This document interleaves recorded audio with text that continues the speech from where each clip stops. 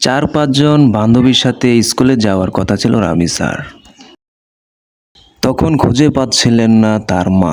অনেকক্ষণ খোঁজাখুঁজির পরেও পাওয়া যাচ্ছে না রামিসাকে। বারান্দা, সিঁড়ি খোঁজাখুঁজির পরেও ভবনের অন্য বাসিন্দারাও তার সাথে যোগ হয়েছিলেন। এক পর্যায়ে অনেকক্ষণ খোঁজাখুঁজির পরে ভবনের 2য় তলাতে পাওয়া যায় রামিসার স্যান্ডেল। ভেতরে থাকা লোকজনদেরকে ডাকাডাকি পরেও দরজা খুলছিলেন না। এরপর দরজা ভেঙে ভিতরে ঢুকলো পুলিশ। দরজা ভেঙে ভিতরে ঢোকার পর সামনে আসে এক ভয়ানক দৃশ্য। রুমের ভিতর ছড়িয়ে ছিটিয়ে পড়ে আছে রক্ত। রক্তের উৎস খুঁজতে গিয়ে খাটের নিচে দেখা গেল মাথাবিহীন রামিসার লাশ। তবে রামিসার দেহ পেলেও মাথা খুঁজে পাচ্ছিল না পুলিশ। সারা রুমে খোঁজাখুঁজি করার পরেও না পেয়ে চলে যায় বাথরুমে। এরপরে দেখা গেল রক্তে ভেজা দেহ থেকে আলাদা করা রামিসার মাথা।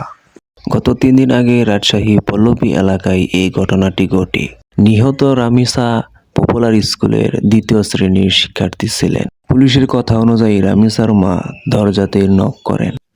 দরজা খুলতে একটু দেরি হয়েছিল, কারণ মূল আসামি জাকিরকে তার স্ত্রী পালানোর ব্যবস্থা করে দিয়েছিল। জাকির পুরোপুরিভাবে পালানোর পর দরজা খোলেন স্বপ্না। ঘটনাস্থল থেকে তাৎক্ষণিকভাবে জাকিরের স্ত্রী স্বপ্নাকে আটক করেন পুলিশ।